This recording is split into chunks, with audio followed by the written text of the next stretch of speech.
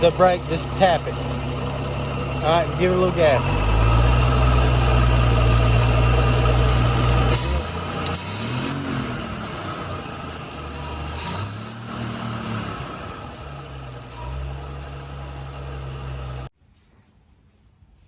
Hey guys, welcome back, and today I'm going to be showing my 1953 Ford Customline. This is my first car. It's a V6, and I'll go ahead and show the motor. I got this over the summer, and I plan on working on it as I get the money. It's a flathead. It was last year for the flathead V6. This is a rare model because this is a V6. It comes in a V6 and a V8. This is a two-door V6 Ford. So the radiator is good. It holds coolant well. If I can get the cap off, I'll show you. Hold on. It's a little tricky to get off sometimes. There we go. It's got coolant in it, as you can see right there. So it holds coolant. And I actually have a company I can buy parts from, so I don't have to worry about that really. Mac Auto Parts, I believe it is. You can order, send for a book. There's multiple different cars you can get the book for. You can send for it, and then you can just buy the parts off the internet. This is the main problem is wiring with this car. I'm going to go ahead and get in and show you. The main problem with this car is wiring and bad seals in the floor. It's been setting for a very long time, and as you can see, the rubber goes bad over time. So it's got water in the floorboards, but the windows roll down and everything. As you can see, I'm rolling down with the crank. I actually like having one of these better because you don't have to worry about replacing the motors in them if they go bad. I took the radio out because I actually have a teacher at school that said he can work on radios, so that's good. And there's an ashtray here, of course. It's very popular to smoke at the time, and a lighter. There we go. The lighter is actually glass, so I find that very interesting. They started taking these out of cars now, so it's neat to have them. There's the interior lights. Sorry, it's just hard to get around this, through on the tree. Interior light, there's a blower. As you can see, the Ford Magic Air blower, and the choke, of course. On this side, you have the wipers, which surprisingly are the only electronic thing in this car that works. Lights, air, and the starting, or the ignition. There's the air. It needs some work too. There's overdrive, which is good to have in this car. Very spacious glove box we have. You can fit a lot of stuff in here, surprisingly. It just goes seemingly forever. They made them out of cardboard, so they rot out real quick. And not to mention it's setting. If you had it in a controlled environment, I'm sure it'd be fine. Nice sun visors. There's one left, but I have two in the trunk that are about mint condition. You see a mirror. That's nice. It works. I replaced this one with a different one. The other one was a lot dirtier, and it had water that got behind the screen, or behind the glass, so it was harder to see through. The horn doesn't work. It's, just old. I have to replace this ring too because it's broke, which I don't think should be too bad. They're not really expensive. The speedometer works pretty well. We drove this from the store that's near our house up here.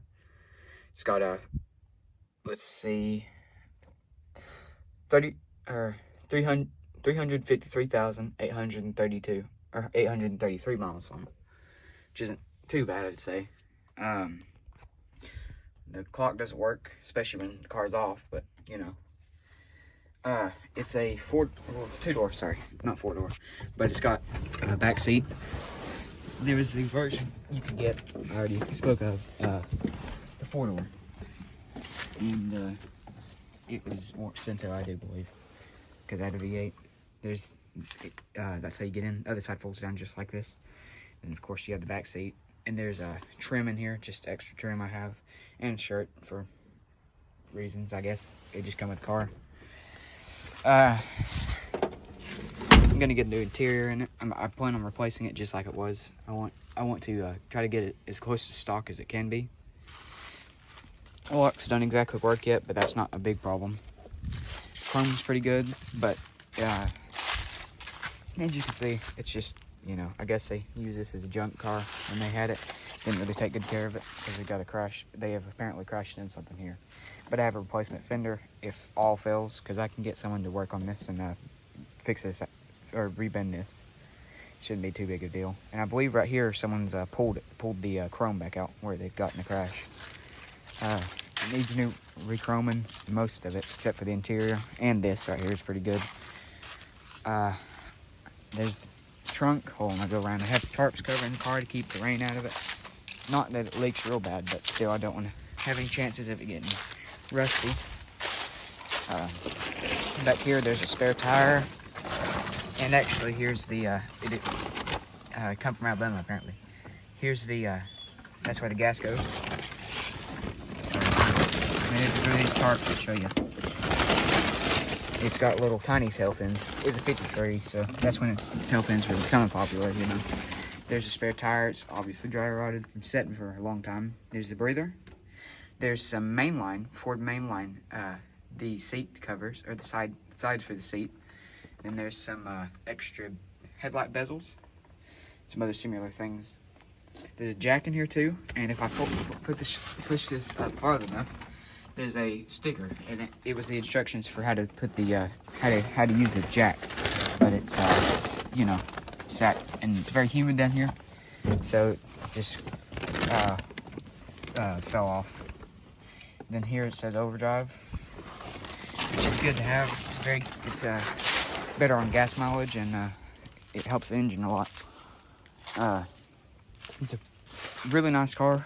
I bought it with my savings I've been saving, so I'm pretty proud of it, and I'm excited to get it fixed up.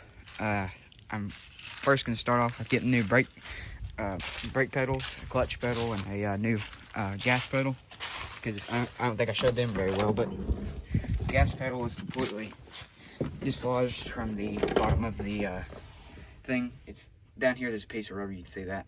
It attached, but you know, rubber over time dry rots, and it's dry rotted and fell off. These are just a little worn, and they're not too expensive. They're like $6 a piece to get new brake pads, so I'll go ahead and do that. And then you got the dimmer switch. It works, I'm fairly sure. If the headlights come on, then it should. There's the emergency brake. I don't know if you twist it or what, but you know, it's been set for a long time, so I'll have to work on it. And then the only problem is there's a tiny crack right here in the windshield, but it's not leaking actually. This is surprisingly, it says right here, if you can read that, Fomaco safety glass, which I believe has a piece of laminate in between these two sheets of glass. The only one that's actually been replaced is the back glass, because apparently it's been broken out or something similar. I don't know. I don't really know any of the history on this car. I noticed it in a car lot, or a car lot. That was my father's friend's, and he talked to his friend, and that's how I got the deal on it. There's the blinker. And you can see the this is how you have to press the clutch in, and then you know, move this down. It's called 3 on the tree instead of it being a stick, which is pretty nice. I plan on getting, I think what I'm first going to start off with is getting 4 floor pans, then going from there, because it's very important to have floor pans for sure. It'd be bad to be driving down the road and stick your feet at the bottom of the car.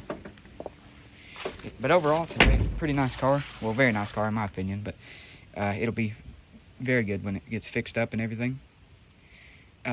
There's on the V8s, they had a spot right here where there was another vent window like that one up there.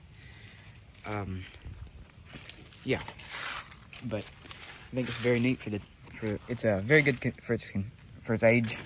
I mean, it could have been better, but I'm happy with the way it is. I do plan on getting it repainted, but I'm trying to get the most important pieces right now, which is, you know, getting it wired and then having it to where I can actually drive it if I need to, because this will be my first car. So yeah, hope you guys have a great day, and thank you for watching. Good luck and happy hunting.